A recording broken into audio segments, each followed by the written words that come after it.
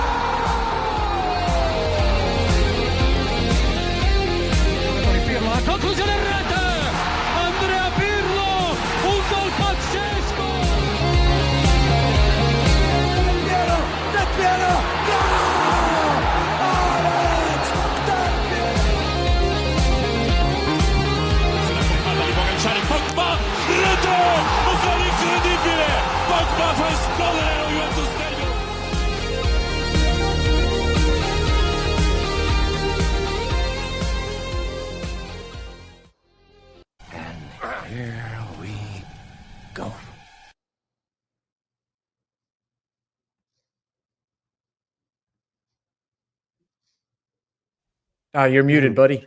Just held muted. Ladies and gentlemen, boys and girls, smooth as always, Farhad from Turin Giants podcast. I am joined here by my friends Jack, Frederic, and Kevin. What's up, boys? They cannot see you. Well, they can, technically. Oh, my God. So much to get to, boys. Let's get some business out of the way first. My name is Farhad. I'm the host who loves you most. We just witnessed something incredible, and I after the first half, I didn't think we would have much to speak about, but I'm glad the boys gave us a fight, if you can call it that. But yeah, we'll talk all about Bodø Glimt versus Juventus, of course. This is episode number 328. I wanted to mention we're already getting hellos from Australia. You crazy bastards, you Melbourne. Can you write to me what time it is in Australia, please? And we'll get this podcast on the way. Of course, we're live on YouTube. I have a new camera here, boys. Look at check this resolution out. It's a professional camera here. You can see the pores on your face, my friend. Oh no! Oh, dude, if you can hear me, it's not good over here. I've been coughing up things, color you've never seen in nature. I've been throwing up. It's been bad, but not as bad as that first half. That Juve showed us. I got to tell you, I'll take that over our first half, but we'll get to it. Some business. Please subscribe on YouTube. We are this far away from our goal for 2025. So please get us up there. Everyone who has, we appreciate you, and everyone who's watching and listening. It's 9 a.m. in Australia, by the way, in case anybody cares. Boys, I've got the. What do you say we started with the starting 11? Oh, all right. Kevin, say something. Yeah, absolutely. So I actually want to start with something unrelated to the match. So we are, for the listeners, we're coming to you. I think the final whistle blew like 7 minutes ago. So we're hot off the press here after that match. We're cold off I thought the I'd press. start with true. Thought I'd start with something a bit funnier. So last night I was asleep and I had a dream that it was U.S. Thanksgiving holiday, which is actually coming up in a couple days here from the time of recording. And for whatever reason in my dream, Juve was playing. Normally there's American football going on, but for whatever reason in my dream, Juve happened to be playing on Thanksgiving. They were playing Sassuolo for whatever reason. And at one point, Juve was up 1-0, and I had to go cook or was called away. And I was able to make it back to watch the end of the match. And we ended up losing 7-3. Seems legit. Yeah, I was gonna say, like, this is right on point for what we're going through right now. And I remember waking up and it was like 2 minutes before my alarm, and I'm like, oh, so that's how my day is gonna start. So a 7-3 loss to Sassuolo, followed by an almost complete disappointment and embarrassment at the edge of the world in Bodø, Norway. Yeah, man. I'm just glad I'm not gonna have to write all the promotion you do for the pod and on Instagram and stuff like that. I'm glad I don't have to write Bodø/Glimt anymore because it's. You guys remember I think he was a goalie, Bodø Ilgner, right? I think he even played in Italy. No, Yeah. no, you guys are gonna nod and say nothing. don't It's a know. podcast. Yes. Anyway, I, thank you, Frederic. Yeah, it was. Every time I started to write that, I would get confused, write something else. So it was an interesting game, wasn't it? We'll get to it. Before we let's talk about the starting lineup. As always, at the beginning of the show, we give our thoughts on what was he thinking. So Perin starts. Got to talk about that. Kalulu, Kelly, Coop Miners again in his fourth or fifth game in the defense. McKennie, Locatelli, Adzic, Cambiaso, Conceição, Miretti, Openda. There are so many questions around the starting lineup. Feel free to take over whichever weird weird appointment to the starting lineup you guys think deserves a couple of minutes. We're all weird. Starting. Oh. Yeah, I just felt that it was. I think this was the game that warranted a 4-3-3, in my opinion. And this was maybe not an experimental game, but this was a game that, in hindsight, you could have said, I'm going to try the 4-3-3, and we should be strong enough to be competitive against Bodø Glimt, even, with the formation change. But instead of that, we didn't see any of that. And we saw mediocrity in football form once again. And apart from the starting lineup, because we can bicker and we can discuss about who needs to play where and why and how, but the outcome always stays the same. And I think this is the main takeaway from everything. Like, we can tweak, we can do whatever we want. I saw a lot of people hating on Spalletti. Maybe, in all fairness, with the starting lineup, there was some room for criticism there. But I mean, guys, Sarri, Pirlo, Allegri, Motta, Tudor. Maybe once and for all, we need to figure out and decide as a Juventus community that this is not just on the coach anymore. And yeah, didn't we get past that? Like, didn't we all, like, collectively across the Juventus sphere, like, finally agree that this was not the thing that was going to save us all, and that it gets so much deeper than just a coach? Can we please stop doing this? Because, as much as I, have come to terms with the fact that Spalletti maybe chose his starting lineup poorly, granted, but I mean, we can, launch hashtags all day long about who needs to go out. And at this point, I think it's fair to say that we need at least 8 or 9 players that need to go out. And then we can start talking business, because there is no reason for a Miretti. There's no reason for a McKennie, in my opinion, even though he scored. There's no reason for Adzic. There's even no reason for me, for Locatelli, to be a part of a Juventus squad.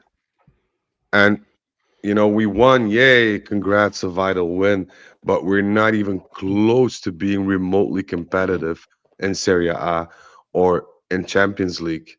So financially, maybe, if we would stand the preliminary rounds, excuse me, we do a financial good job. But apart from that, it's sadness all the way, top to bottom. And so it took two games after you had all this optimism around us having having a took literally 2 games, and that we have a future. It's not even the quality, the quantity of the games, it's the quality. Like, if you look at the games that we've played, the past 2 games have been abysmal. And we can talk about, the second half where we turn it around, but I only saw like 12 to 15 minutes of fairly good football. Okay. because once Mhm. Kenan started to say, I'm not gonna, go all Kenan God mode on these guys, it was over. All right, And we boys. I have a even question. conceded. Question for y'all. So, oh, sorry, Jack. Go ahead, buddy. No, I would just add 2 points real quick. Number one, when I saw the starting 11 not put out on the pitch, but the list of players, I actually agreed with Fred. I thought maybe he was going to try a 4-4-3. I thought it was odd Coop Miners at left back, right? When you just read the 4 names of the defenders, I thought it was Cambiaso, Kelly, Kalulu, Coop across the back. But to deploy all of those new players in the old formation where they haven't really played together in a must-win game, to me, it was misguided. So we don't want to put anything on Spalletti, it seems like, which I agree, because my only other point would be, and I thought of it just now, how many of the players on our roster now were on our roster during the first year of Allegri 2.0 when we started bitching about we need to turn this whole roster over. I'd be interested to know how McKennie's name sticks out, right? Gatti was there, but at least half of this roster is turned over, and we're still saying the same thing. We've got to turn over the whole roster. We've done that. Poorly. So Poorly. let me ask you guys a question. Whoever wants to take this one on. So out of all the, like I call them, weird appointments in the starting 11, what actually did work out for us at the end? Who stood out to you guys as a kind of a new person? Adzic, we can say that there was not much. Right? Disaster. So too early, too weird. Champions League starting spot. Maybe not give the guy a starting lineup. Miretti, Miretti, out of all those guys, what do you guys agree with me? Was the man? I think he was sloppy, really sloppy on the ball. I'd say Openda if I had to pick one, and he was even better once he had someone to run with him. Yeah, but still, you play Openda like in a wrong role, in my opinion. Agreed. And we could like Miretti.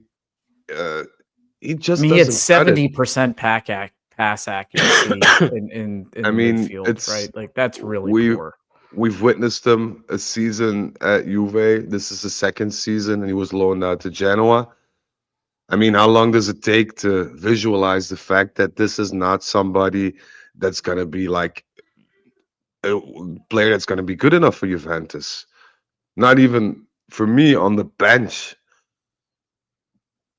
I don't see him like, but there's nothing like with this whole team. There's nobody apart from Kenan if he's in his day, because he's been poor the last month and a half as well. Let's be honest here.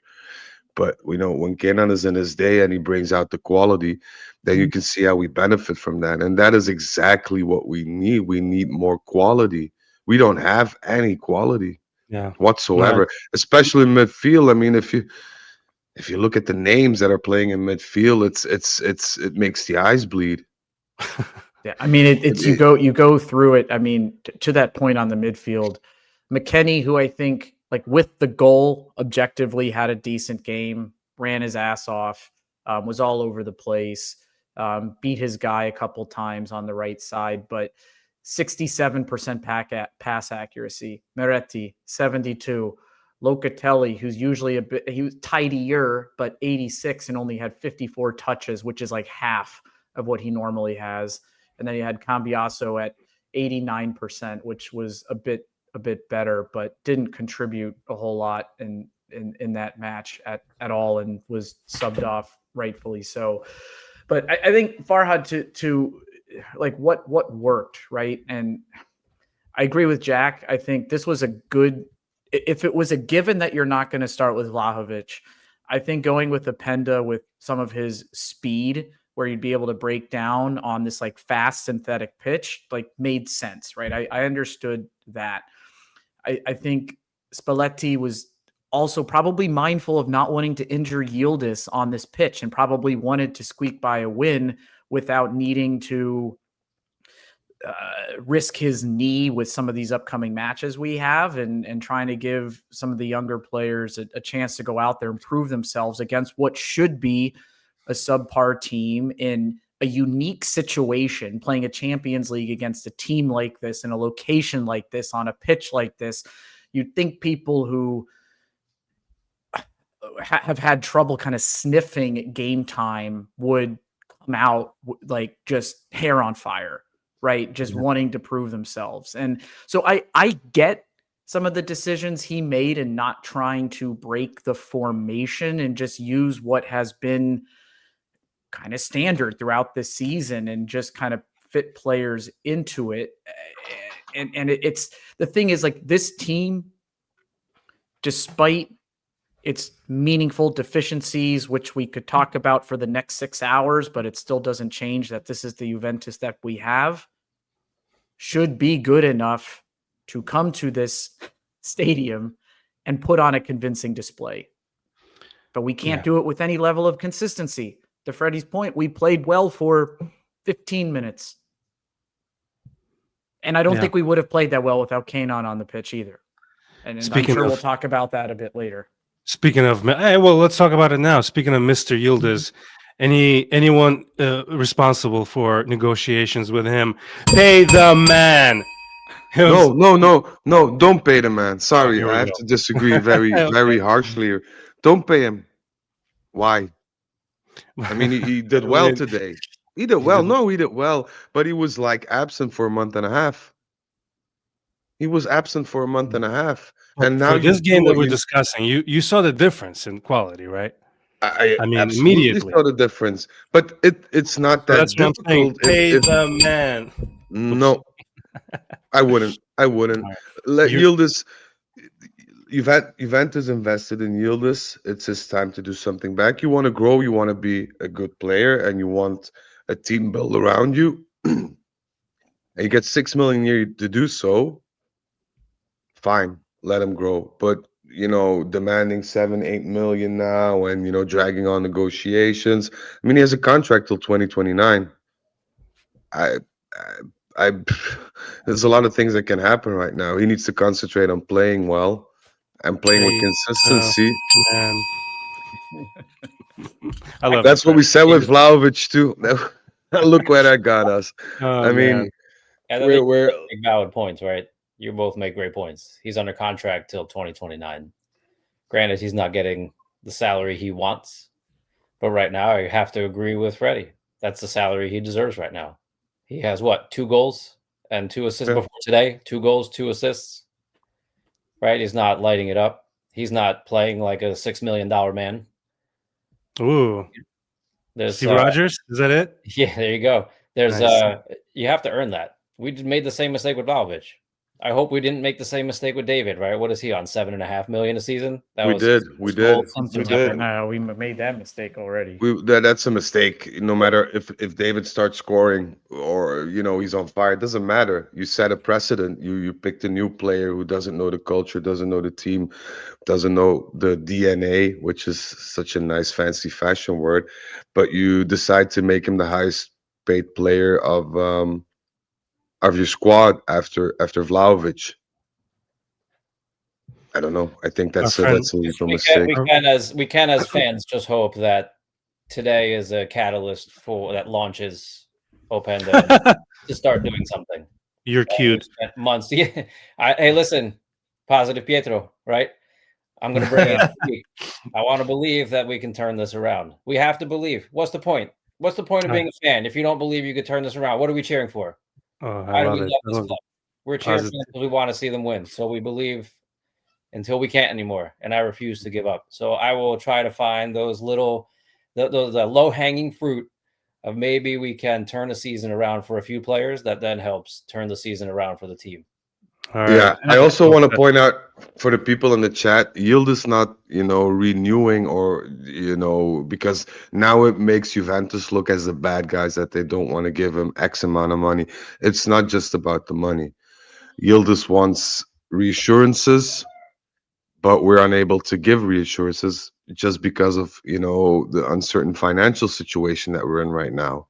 So it's not just about the salary. It's about a lot of things that are, off the pitch, but it doesn't mean that Juventus doesn't want to, but you can go to a certain extent and say, look, we'll try our best. We'll do our best. We're Juventus. You need to show some faith in us as we do in you. And that's basically the win-win you're looking for at that point. And then you can sit down on the table and negotiate. But prior to that happening, and I can understand Yıldız's part too. He doesn't want to play Bodø Glimt anymore with, teammates shaking their knees prior to entering the field. I can understand that. That was a hell of a stadium too. Can we mention the little hotel at the Curvas at the south stand or whatever? People just watching from their rooms. I'm sure they enjoyed the game. But people of that town were heartbroken by Juve. Let's read a couple of comments here. Shout outs to Zach. He wasn't able to join today. Under contract doesn't stop people from offering money and unsettling him. Not resigning Yıldız would be a boneheaded decision. Lock your talent down and show you believe in them. There's also a comment from Mitch. Renew only makes sense with a sell on clause. Man, I picked a hell of a comment to read. Agree with Zach, blah, blah, blah. Yeah. Shout outs to... if you can get him for the 5 or 6 million and then my buddy have like a 200 million. My buddy Akbar here from Chicago. Sorry to interrupt, Kevin. He says Kenan deserves a raise, just not a crazy one. If he gets paid 3 to 5 million, I'm okay with it. Well, as long as Akbar is okay with it, we're all good with it. Let's take a look at FOTMob. As always, who wants to guess who was the man of the match on FOTMob.com? McKennie. Well done, sir. 8.6 for McKennie. Who was the of the game? We mentioned them both, by the way. Odzic. From our side, it's got to be Odzic. Odzic 6.6. Yeah, 6.9 for Cambiaso. Perin was 7.0. Kalulu 7.5. I think that's the most I've ever seen him. Conceição 8.2. Openda 8.3. But yeah. I think we need to stop using FOTMob as a... I know. If somebody in the comments can tell me what's a good rating website. What's the denominator in that fraction? 8.3. It's too much math for me. 8.6 out of 1,000. I prefer who scored over FOTMob, to be honest. If you knew how close I got to flunking math, you wouldn't be asking me any algebra questions. But Sofa Score, Del Piero _109 says Sofa Score better. All right, let's check that out. I'll throw it to one of you guys while I see and compare what Sofa Score does. Let's build off of what Jack. I mean, trying to bring in some optimism to a discussion, which I think has every right to be a bit negative, given just particularly that first half of play. But if we were to take away some positives, right? I mean, there are a few things that you could pull away. I think Yıldız coming on and making a difference, right? That was good to see after some pretty silent matches from him. We have both of our new strikers who have been in an incredible goal drought. I mean, you have David since match day 1 in Serie A, and Openda hasn't scored since 2023, it seems like. Getting that monkey off his back is a good thing. McKennie getting a goal, and he's been in a bit of a drought as well. Good hop too, man. Yeah, he got some air on. He elevated, man. Perin, I don't know. There was a comment in here. Who was that? Mitch D 93. I want Perin to start from now on. I'm sure there's plenty of folks out there who maybe feel the same way. I don't think he can be any worse than some of the Di Gregorio performances we've seen recently. So it would be easy, I think, to go down kind of this rabbit hole and just be nothing but critical on this day. And I think we would be justified to be focused in that way. But I think there are some positive things to pull out. And then also from Mohammed 1997, Ali Miretti with the assist and the disallowed goal. That is Yeah, but true. if you- I I'll thought he take was over if you- sloppy I've- on in possession, but I found Sofa Score, if you don't mind me reading real quick. So Openda is the man of the match according to sofascore.com. McKennie in the second. Locatelli 7.4, Perin 7.7. Really? I don't know. 7.3 for Conceição. And let's see what Adzic, even lower, 6.3. Man, my boy's getting slaughtered. Adzic this was one of the worst displays of professional football if I ever saw. I mean, that was just disgusting. That was that I shot mean, he had on goal. He had like 2 minutes of that ball was in the air for like 2 minutes, and then he winds up and shoots it off his knee. I mean, and also, his controlling and his passing and his positioning, and it was hard. It was a rough watch, and I think the kid's got talent, but I don't know. I Exactly. think we're too quick on shouting. These people have talent. I mean, I don't know. But we're not I talking gotta, about like high schoolers here, though. Like these are people Yeah. with professional contracts, and this is their life.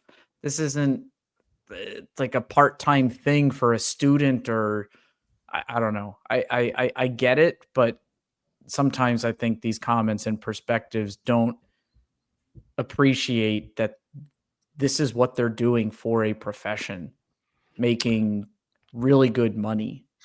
That's we should also take a minute to highlight some of the things we've been critical about recently, right? Let's do it.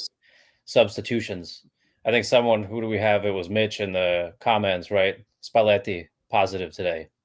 I agree. We've lamented, subs not being made on time, the right subs not being made.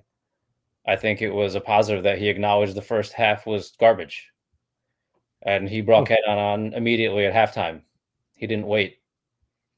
Right? Same thing, pulling Miretti off and putting a bigger body in the middle. Right? I'm not a huge Thuram fan. I think he leaves a lot to be desired, but I think that was also a smart sub. Gregorio coming in, another smart sub, seeing that Chico was putting pressure on the back line.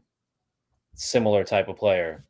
He didn't do much, but I think the sub itself was a good choice. So I think Spalletti must get some of the kudos today. He has to, because we've been talking about coaching being one of our problems. So if we're going to say, where do we throw our flowers around? Some of them have to go to Spalletti. He acknowledged what was going poorly and did what he could do to turn it around. Well, since Weston did score.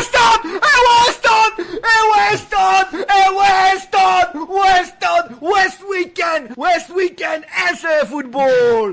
Sometimes I forget how loud Giuseppe is, but yeah, Weston, props to him, man. Yeah, that was a banger of a goal, much needed. The commentator even said it's almost as Juve had to win twice because that penalty, the 86th minute. First of all, penalty or not, everybody pretty much agreed. I didn't see any. All of these checks. Let me go back to talking about VAR. Not go back, but let me mention VAR. Since when? I mean, this was supposed to be a system that checks like the very important calls in it. Since when do we check like a build up to the goal? Like this bothers me so much, where we're nitpicking every little thing that led to the goal, and then we're going back how many more seconds. Am I alone in that? Like, are we nitpicking? No. Are we killing the flow of the game now? I mean, sometimes these games are just look at the game that we played. Who do we play just on Saturday? Who do we play against? My memory is garbage. There was like 5-6 minute stops. There was a hypothesis that was uttered that VAR was invented in order for live advertising to happen. Oh, I wouldn't be surprised. And you can't bring up. Sorry, go ahead. Sorry. It wouldn't shock me if you look at the Zone Europe. Yep, the Zone is bad with ads, man. They zoom out, like they yep make the picture smaller, and then at your left side of the screen comes some sort of bullshit advertisement of some bicycle brand or whatever. Um, Yeah, I wouldn't be agree. surprised, but the VAR is so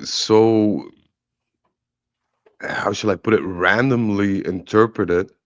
There's no general line of how to use it or when to use it, that it becomes really obnoxious, and it's even worse in Serie A. It's Yeah. even worse. But I was corrected by one of our listeners. Kenan Yıldız actually on SofaScore has 7.9 boys and girls. He did. I mean, you got to agree. Every time he had the ball, you knew something great was coming. His movements are so fast. I mean, the boys from Norway, I guarantee you, did not expect that speed and that the dribbles and the moves. Man, it was pleasant to see. No matter what we say, don't pay the man, pay the man. But it was a great performance by him. If you guys want to take on anything else, I will look for post game quotes. That's the disadvantage of doing the podcast right after the game. We don't really know what the player said. And by the way, speaking of Yıldız, it was his 100th performance, and he did get man of the match from UEFA. So congratulations, Mr. Star. Let me just look at some. Jack, I heard Kevin say, boys. Well, yeah, Jack, you were talking about Spalletti and giving him props and for how he adjusted post halftime. And again, like I thought, while it's not necessarily the strongest starting 11, I can understand maybe why that were some of the selections that he had made. And if the team comes out and plays that poorly and sloppily, I don't know how much blame he has, but whatever he said at halftime and the changes that he made certainly made for a much improved second half. Frederic, I'm curious just kind of what you would say to how Spalletti managed the second half as well. I think he did a good job, but he remedied his mistakes. I think what's more important, not just the substitutions, but I think he made it very clear during halftime that he was not appreciative of the mentality that was on the pitch. And I think we saw, not for the whole of the second half, but I think we saw some improvement in there throughout the second half. So that's a positive note. Another thing that I found a bit, I'm not going to say weird, I was really expecting Spalletti to sub at least 2 players during halftime, which he didn't. So, and I think that's a typical Spalletti move, because if he doesn't like what you gave in the first half, he'll sub you like without any questions asked. The fact that he didn't makes me wonder if he's not, playing it safe, because he doesn't have a lot of margin. He doesn't have a lot to work with. And I think, regarding his contract extension or whatever, he wants to do the most, but it could work. We were always cheering like, oh, he got a contract till June. That's good because blah, blah, blah. But it can work crippling as well, because you need to perform in those months. And it's not always a given that, those months are enough to prove you or to, lay down the game plan that you want to see executed on the pitch. So could go both ways. I have some quotes from Kenan Yıldız. Should anybody want to hear them? From You can take Yıldız. I got quotes from Spalletti. Go ahead, buddy. Okay, I'm just gonna try to quickly translate them. So he was interviewed. He was asked about your performance. Did you successfully manage to get off the bench and change the way that Juventus played? And he said, prior to the game, I didn't know I wasn't gonna play, but this is, of course, the decision of the coach. When I entered the pitch, I wanted to give it my all, and sometimes the coach gives away if you're gonna start or not, and sometimes he doesn't. That was obviously the case, that I wasn't gonna start, and I just found this out today. Did you change the game? How did you feel that you impacted the game? I always play for the team. I don't think of scoring goals or giving out assets, but I just want to play at my best to help the team out. My humble prince. Yes, it was a very mediatic response, I might add. And then the interviewer said, I found it, it was a shame that your, nicest action was basically disallowed on that goal. He said, yeah, I feel so too. And I really hate it for Moretti because he tried to play his game and it would have been a bonus for him to have scored. But that's the way it goes. Thank you, sir. So as You're far as welcome. Spalletti, some of his quotes here are, the team played an open and attacking game, which was a struggle at the time, as Bodø Glimt play with real impressive passing. By the way, they really do. And speed of thought on this pitch that had rather intimidating us looking at their previous home matches. We didn't make the most of some of pretty easy situations in the first half. Then after the break, they doubled up and pushed hard. This is an important victory, one the lads deserved, and we dedicated to ourselves. And oh, well, look at you dedicating the game to yourselves. People have been watching you, and those fans who made the trip to see us up there. One last thing, it's not about choices, it's about ensuring the whole squad develops. I'm happy tonight because in the locker room I saw happy faces, or at least more relaxed ones, because players are people too and they suffer when things don't go well. It's not like those who suggest they are laissez-faire. But yeah. You missed another quote. I don't know if it's in your interview. It was a very spectacular one. I'm gonna get on their asses right now because this is where we need to be. Whoa, pause, buddy. But yeah, we No, that's a quote by yeah. Spalletti saying I tried my best. I wanted to stay in the background, but it's fundamental that we have some sort of pride and sense of belonging. And now I'm gonna get addosso ai ragazzi. I'm gonna get on their asses, but because this is what we need to be as a team. And I think he's referring to the final 15 minutes where we tried to fight into. So I just want to go back to when they equalized. Now, what was it, 86th minute, right? How unsurprised were you? Really, it was so sad. I how literally, surprised- I think I Jack and I had a bit of a back and forth in the group chat.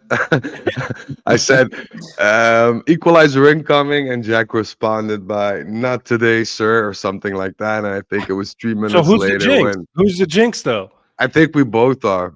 I think we both are. Jack is so proud of being the But jinx but here. but that's and I don't know if Jack can agree with me, so I'll let him speak right after.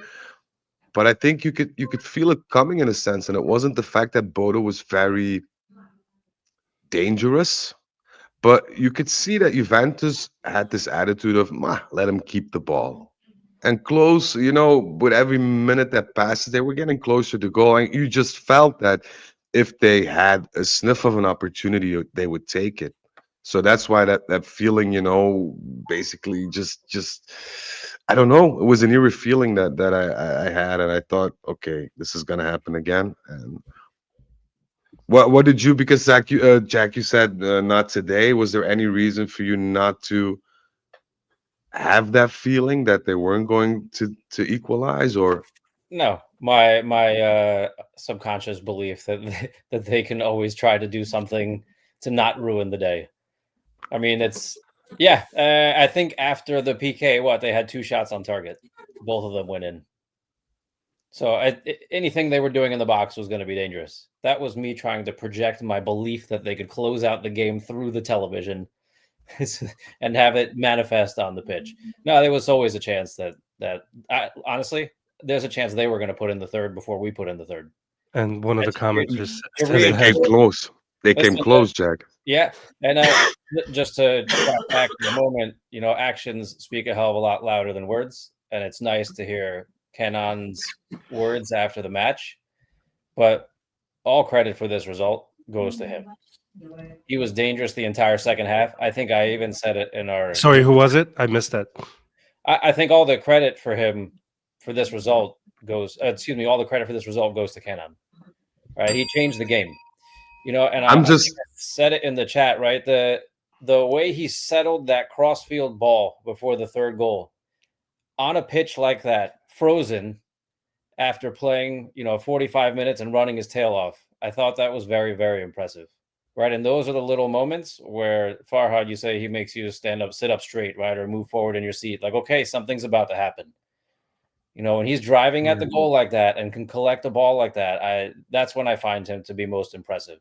Not necessarily when he's dancing in the box. He loves to zigzag and try to make him fall on his ass. And that's great. But sometimes he overdoes that. It's the other little moments, the little touches, the 1-2 exchanges where he really just makes life difficult for the. I'll take all the zigzags, to be honest with you. I'll take all the trickery, but he just makes the life so much more difficult on the left side. I just wish Conceição was good, but I just wish there was an end product to Conceição's thisness, like all of the stuff that he does. Am I wrong? Can I take a moment to speak of Conceição? Because every time he gets subbed, he acts like a little child. Like literally every time. And you had your opportunities. You literally had them. You didn't take him. Then you get subbed off. And then you're whining and meh, even on the bench.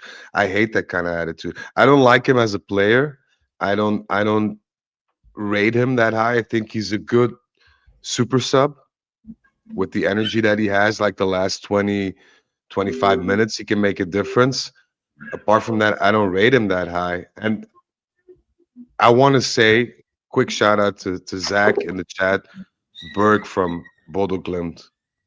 What a player. Amazing. Get those guys in. Pay him 5 million transfer fee. Let's start robbing the Arctic Circle of players, huh? We miss Haaland. It's just a decent player. He was very composed. He had very, very clear vision. He was running constantly, always making the right decisions, position wise, passing wise. You couldn't fault him.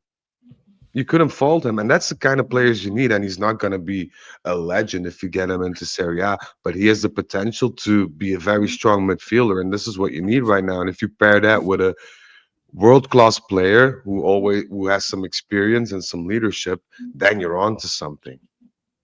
That for me is the way.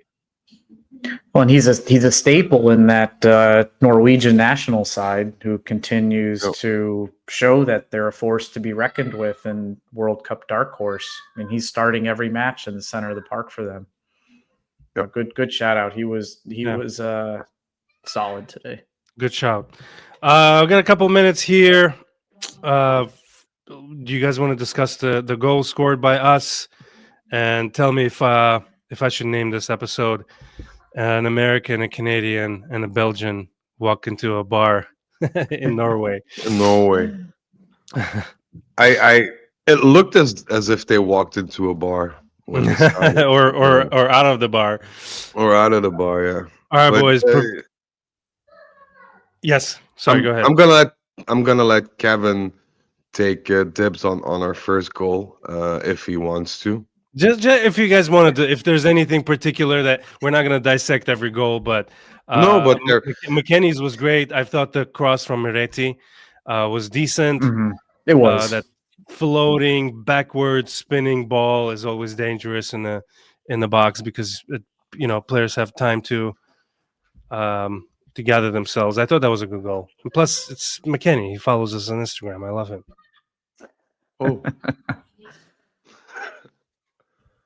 I mean, I think the most important thing, I mean, mentioned it already, is that you get Openda and David on the score sheet, and that's critical. I mean, just for their confidence in a match where they've contributed to a win in a tricky fixture where I think, Jack, as you said, it was a must-win game, right? This was a must-win after 3 straight ties. It's a must-win for confidence. It's a must-win going into some difficult matches we have ahead. It's a must-win for us to keep our Champions League qualification for the next round in play, and after a abysmal first half, them having the opportunity to be a part of that, and David with kind of right at the death there, being able to bring that one home. That's huge. Like, they're going to get on that long flight home, like, with a little bit of fire in their belly, right? And that's what you want, right? And not the doubts and not fear of getting jeered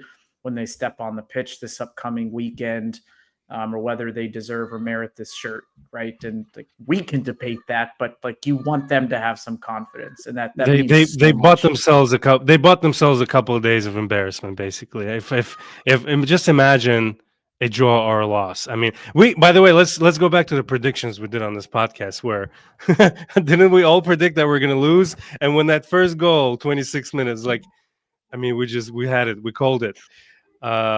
But yeah, going back to the Champions League. So the standings now, I don't know about games tomorrow. I'm sure we'll lose that 21st spot that we're currently in. Napoli is in 18th, Marseille in 19th, Atletico Madrid in 20th, and followed by us. But yeah, It doesn't Champions change. League. It doesn't change. Like I think we talked about this a couple of episodes prior to this one, that we basically need to win every game in Every Champions game. League in order Sure. to get through. So we overcome this hurdle, which is good and maybe even unexpected. We still have a couple to go, and I want to touch on what Kevin just said. If this doesn't leave the players with some sense of self-fulfillment and doesn't make their performances or their mental state go in crescendo, then there's really no hope. And Zach So- predicted the win, by the way. Yeah. Oh, But I think nice. it's also more than that, though. Like, I think like this ended well, and I hope these players have enough self-awareness, and I hope Spalletti, whatever he said at halftime and however he wrapped the match before they head back to the airport to fly back to Turin, that they feel that they were an embarrassment to this shirt as that game started. That first half was a rough watch. Was atrocious. I mean, it's you wouldn't know that was Juventus. You could have slapped on like a Middlesbrough T-shirt or something like that, right? And you would have said that made sense, right? Speaking of T-shirt, didn't one of you guys say that they wasted a great third kid on this? Yeah, on this season. That was a Juventus of old, with the Chiellini coming out in 0 degrees Celsius weather, would not have had the long sleeve shirt on underneath. He just would have come out there, breathe, we're Juve coming into this like high school football pitch where a bunch of 12-year-olds are playing in the middle of nowhere. We're going to come in, boss this team, and go home. Right? Like that's the Juventus that we should be used to. This one coming in, we get embarrassed in the first half. And we got bullied at certain parts. We got outpossessed. We had a few good chances, but they were few and far between. And that the team was riding some momentum, and we go into halftime behind, deservedly so. And thank goodness we were able to turn it around. And hopefully the combination of we turned it around, we came out with a win when we needed it. We had some players step up, and Yıldız being involved in all 3 goals in some capacity. And again, those 2 guys getting the monkey off their back, but then being able to sit in that plane and let it marinate with them, how poor that was. And then showing what they were able to do once they played a little bit better and they showed what potential that they do have, and can they ride that?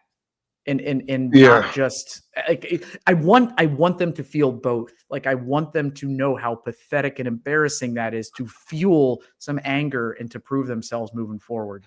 I do hope the muted reactions to a victory after the 90 minutes is pointing exactly to what you're hoping for, Kevin.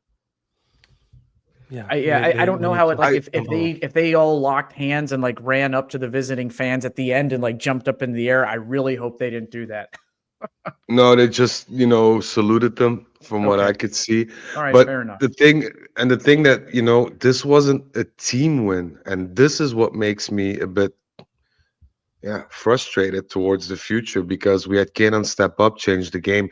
But what if Kenan, doesn't step up? What if Kenan, knocking on wood here, gets injured? Then we're left with nothing.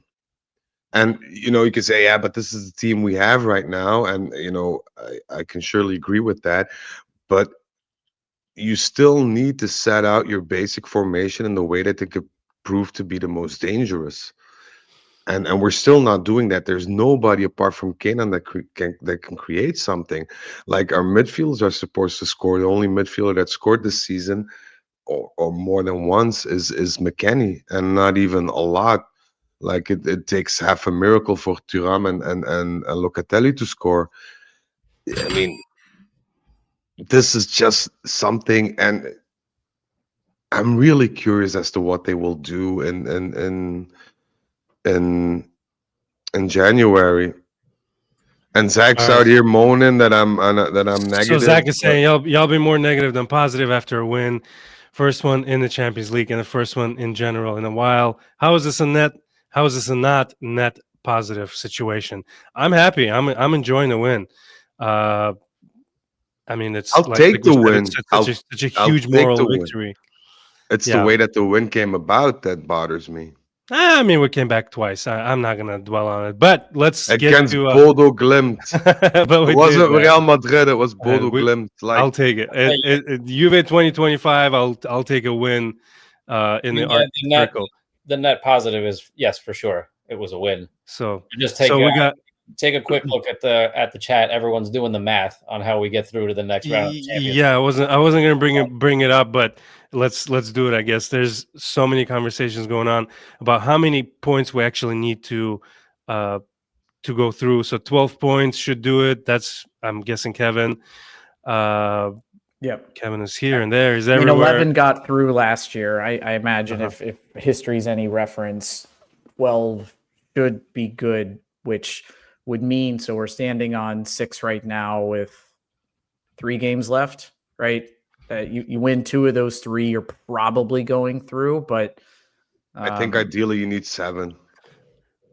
yeah, you're probably Winning right. in Lisbon's going to be tough. Yeah.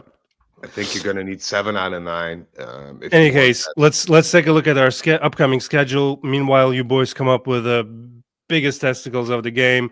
We got Cagliari on Saturday, November 29th at 11, I guess my Chicago time. That should be. I'm being cautious here. 2 wins in a row. Cagliari at home. They're currently it has to be. They're in 14th place. So let's build on it, man. Somebody mentioned that in the comments. Let's build on this win.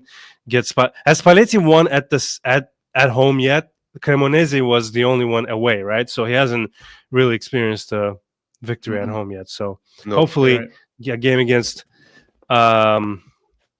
Cagliari. But before we sign off and say goodbye, Borat, what do we do around now? I have a very big testicles. Our low quality DVR recorded clip, but we all love it because it's so imperfect. Who's got the biggest testicles today, boys? I will punch you if you don't say who I wanted you to say. Frederic. I'm gonna let Kevin go first. I need to let it marinate a bit. Oh God. All right, Kevin. I mean, are you trying to give an answer other than Yıldız? Yeah, I am, because it's the obvious choice, and coming in and stepping up and honoring the 10 on his shirt and taking the game by the scruff of the neck and having a contributing factor in all 3 goals. So I'm just going to go with Yıldız. He was the player that changed the game, and without his introduction and him stepping up to it, having the same conversation and excited about our first win in 4 games. Thank you, sir. My turn. Yes, sir. I'm gonna entertain with a a moment from my personal life. I was driving back from a tournament in Virginia with my son this weekend. I shared this in the chat with you guys, and you did this same segment on the last pod, asking for the biggest testicles on the team. And my son, in the back seat of the car, without missing a beat, says, "Do I have to pick a Juve player?" Oh no. But no. So for today, I'm actually going to go off the pitch. I'm going to go Spalletti. Ooh, nice. For whatever reason, he got his starting 11 wrong, whether it's trying to preserve players because we have 3 games in 11 days, trying to get minutes and some legs that haven't been utilized this season. A shout to Freddie. His decision to keep Digre on the bench was a good one. I think his adjustments at halftime, bringing Kenan on, making the subs he did at the moments when he did, and acknowledging his mistakes with the starting 11 and how the team was set up in the first half contributed to the win today. So I'll go Spalletti. Alessandro Belpiero is with you. I mean, for me, it would be... Well, if Zach is making fun of me because I picked Gregorio for man of the match and he had the lowest ranking. So according to SofaScore, my player of the match should be Adzic with 6.3. But all jokes aside, I mean, Yıldız, I'm not gonna come up with a poetic answer that someone else or a coach, which I respect all of your answers, but Yıldız came in, 3 involvements. That's my guy right there. He was a pleasure to watch, man of the match as well as man of the match also from UEFA, like I mentioned. But Freddie, let's end with you here. Yeah, I'm gonna state the obvious here. I'm gonna go with Kenan, not because of his performance, but because of his mentality. Because if you look at the post game, he didn't know that he wasn't going to play, and if it was Chico, then he'd be bitching and moaning about it. But Yıldız came on and tried everything to help the team, and maybe more importantly, prove Spalletti wrong in that aspect. And I think we need more players with that mentality. Not bitching, not whining, but if the coach makes a mistake or he's not correct in your opinion, then just prove it on the pitch, not in the media, not on Instagram. Just go out there and prove it. And that's what he's done today. He didn't do it for the last couple of games where we obviously always picked Kelly, who was also decent today, in my opinion, as was Koopmeiners in that position. But, that's the kind of mentality boost I expect from Juventus players. And so for me, it was a no-brainer. And I'd like to also point out that in the chat, a lot of people were asking for predictions for the next game. So far, if you still have 5 minutes of energy left in your body, then maybe we can go ahead and do those 2. Yeah, I don't think we need 5 minutes, but against Cagliari with a kind of a upswing of confidence, I say 3-1 Juve, must win. We'll let in once. We'll let in one because we're Juve, but yeah, I don't think see we're us losing this capable game. of keeping a clean sheet right now, and Oh, it's nice. just Okay, every I'll take a clean time. sheet. Every single time our opponents get a half look at goal, it ends up going in right now. I'd like to say that this is a win. I'll go 2-1. It'll be ugly. Yeah, I'd agree with the score line. I'd say 3-1, but I think it's going to be ugly. I think we're going to need to score 2 at the end. All I'm right, gonna go for a draw, a 2-all draw. 2-2. 3-1. What'd you say, Kevin? Sorry. 2-1. I'm not. I want to make this clear because I saw some shade on Instagram and YouTube and whatever. I'm not hoping for a 2-2 or like last week a 4-1. This is just what my gut feeling is telling me, because Cagliari don't necessarily. They have some difficulty scoring, but they can be very, very, very ferocious on a counter. And due to the fact that we are leaving a lot of space open, I think they'll get plenty of chances because our defense has been pretty, apart from Koopmeiners, and I mean at the center, been pretty lacking, let's say. But I hope I'm wrong, Osmandias. I hope I'm wrong too. I'd rather see a 4-0 win and champagne football, Zach. Wink, wink. But Hey, by the way, I think we were sorry, Frederic. Your No, final it's okay. 2, right? You said 2-2. It's okay. Yeah, 2-2. I think, yeah, I think we were all happy we were wrong, except Zach. Zach predicted you would win, but I'm sure as hell super happy that I was wrong with the prediction. Yeah, thanks for mentioning that, Frederic, and thanks for Zach to being here in the chat. He's getting much deserved rest. He says, his words, not mine. If you haven't subscribed, please like and share and do all that stuff that YouTubers do. Please, what was that? Last time I checked, it was close to 600 subscribers. That's huge. We're trying to hit 1,000 before the end of the season, so we can go into the next season, 26-27. Being able to just do a lot We have more. 599 now. 590. Oh, 599. Beautiful. So whoever's No, next, 590. 590 Yeah. round. 590. And if you've So- made it to the end of this and you're listening on like Apple Podcasts or Spotify, if you could pull your phone out of your pocket and give us 5 stars, that would be amazing. Goes a that'd be long awesome. way for us. Thank you. Absolutely, yeah. We're trying our best. We want to go into the next season with 1,000 followers, which subscribers, which means that we can do so much more. And I think the boy, not me, do it for the boys. They try really hard. All right, boys and girls, thank you so much. Any last words? Maybe 30 seconds. I know everyone has to go. Get No. the 4-3-3 done, Spalletti. If you're listening, take those days, get them brainwashed into a 4-3-3, and I'd rather go out with, on my feet standing than, die on my knees. So If we're gonna go with this Spalletti is listening theme, get in the locker. he is listening. I'm He's- sure, like he has like a terrible flight tomorrow. He's gonna podcast the hell out of that flight. Oh so my God, Every player in that locker room, a win or bust. None of this win a game and then draw the next 3. We need some momentum.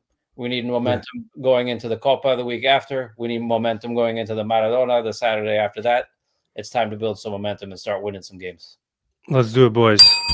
Thank you, guys. Stay hydrated. Always check on your friends, and Forza Juve. And here's for the man of the match. Possibilità per 1 contro 1 con Darmian che deve andare a chiudere sul movimento. Yıldız, quindi il tocco da parte di Openda, insiste che Frank Turan, palla che resta in mezzo. David God. ha tirato ancora fuori.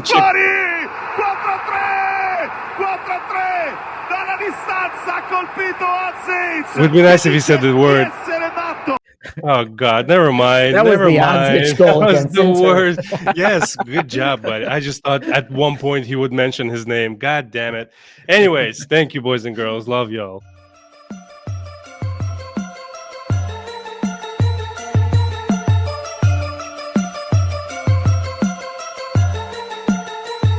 Purple Finest.